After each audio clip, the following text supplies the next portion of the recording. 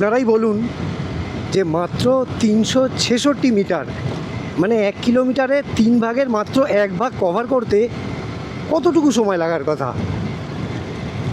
আমাদের মানে কলকাতার লোকেদের কিন্তু এই সামান্য দূরত্বটা পার করতে প্রায় 2 বছর সময় লেগে গেল।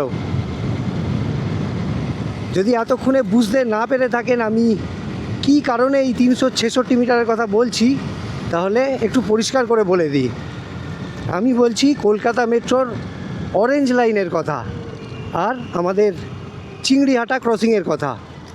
এই যে ওপরে দেখতে পাচ্ছেন, এটাই হলো মেট্রোর লাইন, এটা হলো অরেঞ্জ লাইন। এবার 366 মিটারের কথা বলছি কারণ এইখানে আরেকটু গিয়ে মাঝখানে একটা গ্যাপ রয়েছে চিংড়িহাটা মোড়ের কাছে।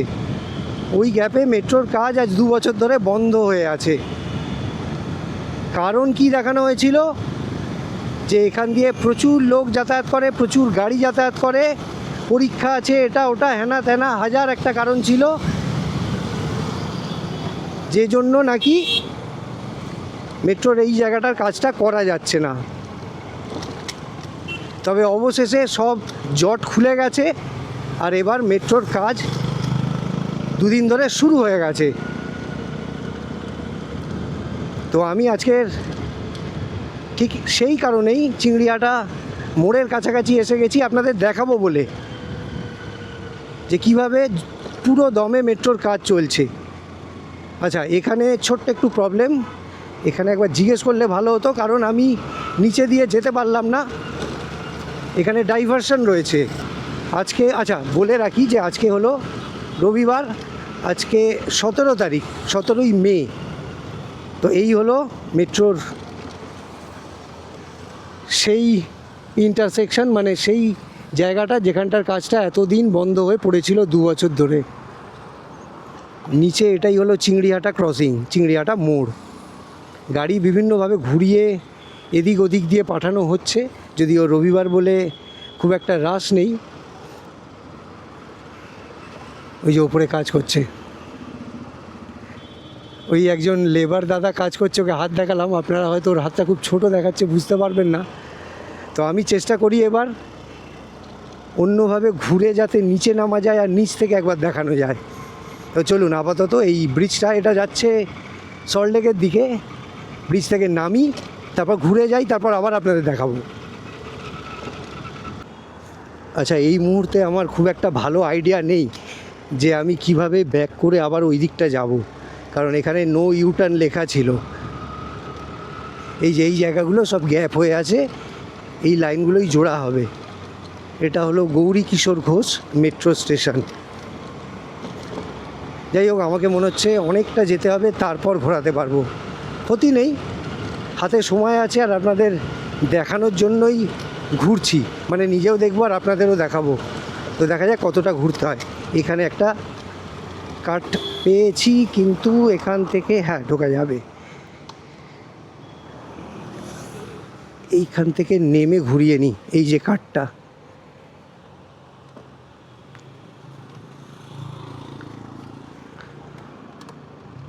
এই দিকটা ফাঁকা আছে, চলুন ঘুরিয়ে নিয়েছি। আর বেলেঘাটার দিক থেকে আসা গাড়িগুলো একটু সামনে গিয়ে দেখাই। ওই ডান দিক থেকে ওই দিক থেকে আসছে, আর এদিকে সায়েন্স সিটির দিকে যাচ্ছে। মানে এই দিকটা তো দেখতে পাচ্ছি খোলাই আছে যাতায়াতের জন্য। তবে ওই দিকে মানে সায়েন্স সিটির দিক থেকে এই দিকে বেলেঘাটার দিকে যাওয়ার যে নিচের রাস্তাটা, ওটা আমি শিওর যে বন্ধ রয়েছে।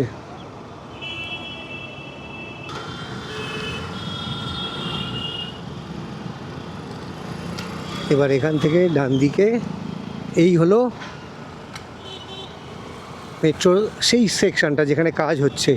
এখানটা একবার আমি দাঁড়াবার চেষ্টা করব যাতে আপনাদের একটু দেখানো যায়। তবে প্রবলেম হচ্ছে জানি না পিছনে ট্রাফিক সার্জেনরা রয়েছেন, ওনারা কিছু বলবেন কি না। এই যে এখান থেকে আপনারা কতটা বুঝতে পারছেন আমি জানি না, তবে ফুল পিক আপে কাজ হচ্ছে, ফুল পিক আপে। ওই ওপরে লেবার ভর্তি হয়ে রয়েছে। এই দিকটা যাবে, এই বাঁ দিকে যাবে, যে পিলারগুলো রয়েছে এইগুলো সব কানেক্ট হয়ে যাবে। যেরকম শুনেছিলাম ঠিক সেরকমই, মানে যুদ্ধকালীন তৎপরতায় মনে হচ্ছে কাজ হচ্ছে।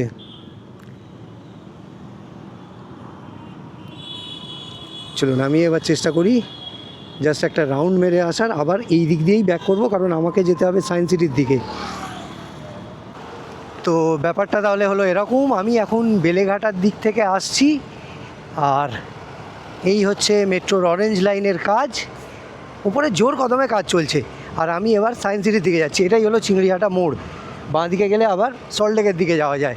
তো চলুন, আজকের আমার ভিডিও, আজকে আমার ব্লগ আমি এখানেই শেষ করব। এটুকুই দেখাতে চাইছিলাম, যেহেতু 2 বছর পর, দীর্ঘ প্রতীক্ষার পর মেট্রোর এই অরেঞ্জ লাইনটা কানেক্ট হচ্ছে, লোকজনের খুবই সুবিধা হবে।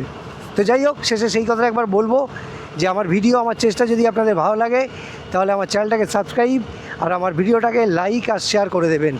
আবার এরকমই কোনো ভিডিওতে দেখা হবে, কথা হবে। ভালো থাকবেন, টাটা।